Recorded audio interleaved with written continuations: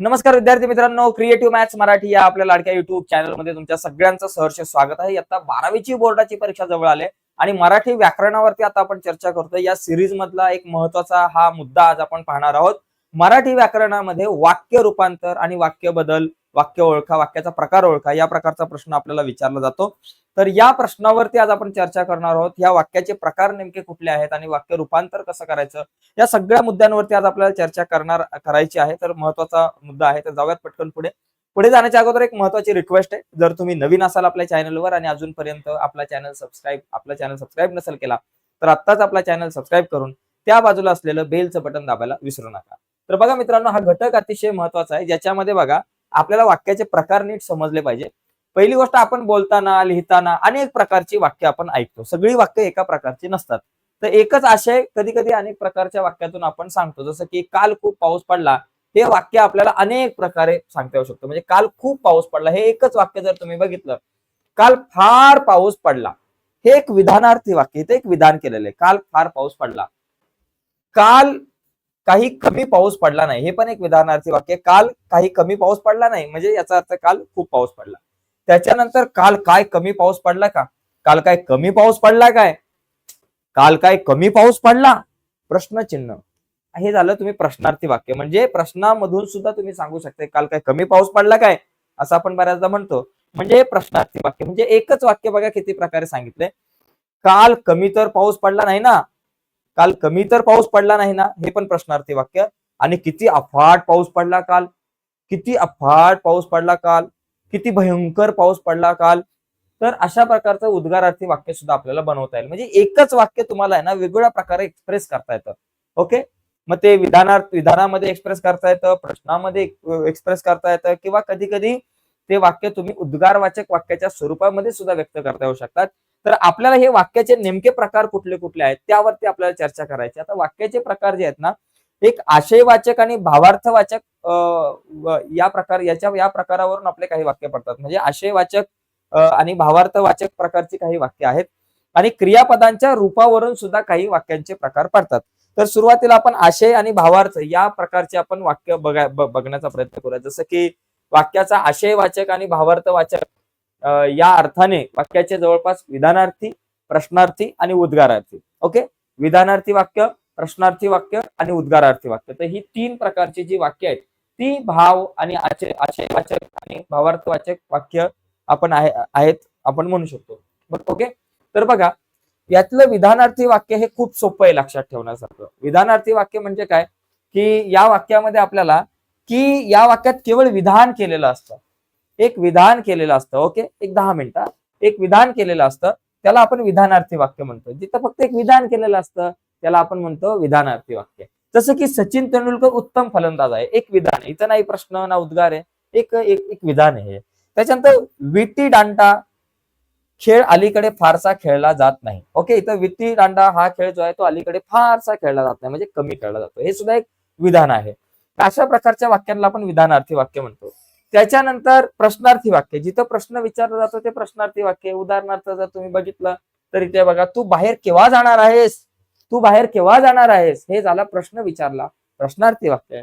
त्याच्यानंतर तो स्पर्धा परीक्षेत उत्तीर्ण झाला की नाही, इथे पण प्रश्न विचारला, हे पण प्रश्नार्थी वाक्य झालं, याला आपण म्हणतो प्रश्नार्थी वाक्य. ठीक आहे.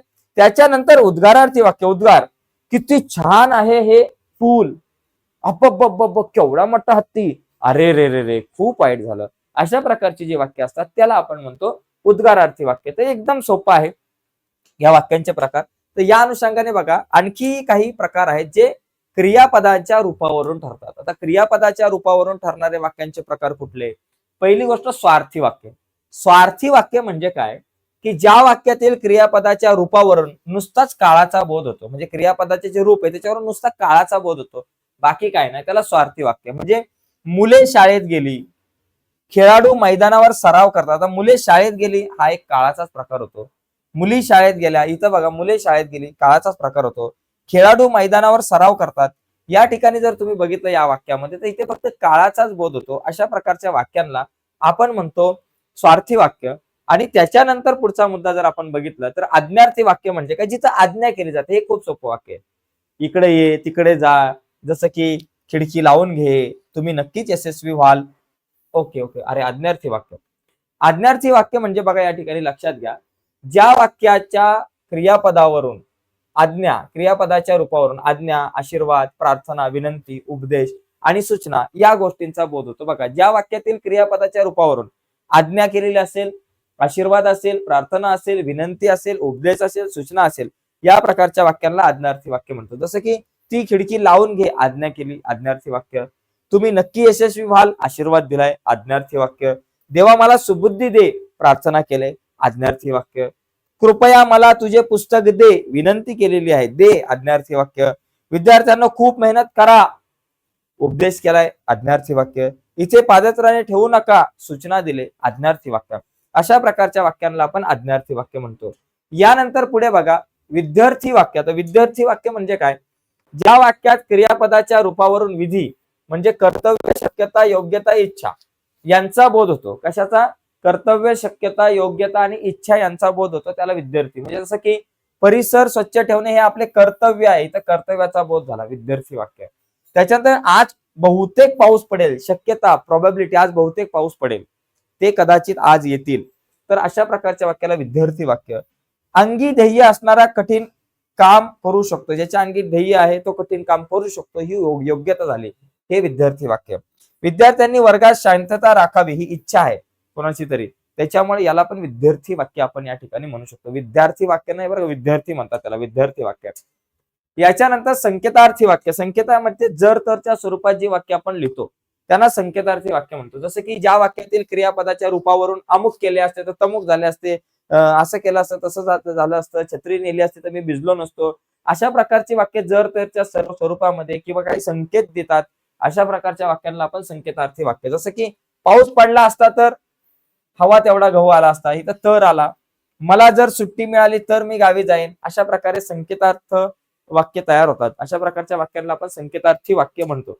पुढे बघा, आता या ठिकाणी आपण काही उदाहरणं जर पाहिली, खालील वाक्ये आशियानुसार कोणत्या प्रकारात आहेत? आशियानुसार. आता गाय गोठ्यातील गाय हंबरते, विधान केलंय, विधानार्थी वाक्य. श्रीमंत माणसाने श्रीमंतीचा गर्व करू नये, हे पण विधानार्थी वाक्य आहे. किती सुंदर देखावा आहे हा, इथं उद्गार दिसला, उद्गारवाचक वाक्य. यावर्षी पाऊस खूप पडला, यावर्षी पाऊस खूप पडला किंवा यावर्षी खूप पाऊस पडला, हे पण विधान आहे, विधानार्थी वाक्य. तुझा आवडता विषय कोणता? प्रश्नचिन्ह आहे, प्रश्नार्थी वाक्य. अशा प्रकारे वाक्य ओळखायला सुद्धा तुम्हाला प्रश्न विचारला जाऊ शकतात किंवा खालील प्रकारे वाक्य कुठल्या प्रकारचं आहे. आता इथे बघा दुसरा मुद्दा आहे, वाक्य क्रियापदाच्या रूपानुसार ओळखा. प्रार्थनेसाठी रांगेत उभे राहा, इथं आज्ञा केलेली आहे, तर याला आपण म्हणतो रांगेत उभे राहा, तर याला आपण आज्ञार्थी वाक्य म्हणणार. सरिताने अधिक मेहनत केली असती तर संकेतार्थी वाक्य, तिला उज्ज्वल यश मिळवले असते, हे संकेत आहे, किंवा जर तरच्या स्वरूपाचं असेल तर ते संकेतार्थी वाक्य असतं. मी म्हटलं विद्यार्थी कवायत करत आहेत, इथं फक्त काळच आहे, स्वार्थी वाक्य. विद्यार्थी कवायत करत आहेत, विद्यार्थिनी कवायत करत आहेत, अशा प्रकारच्या वाक्याला आपण म्हणतो स्वार्थी वाक्य.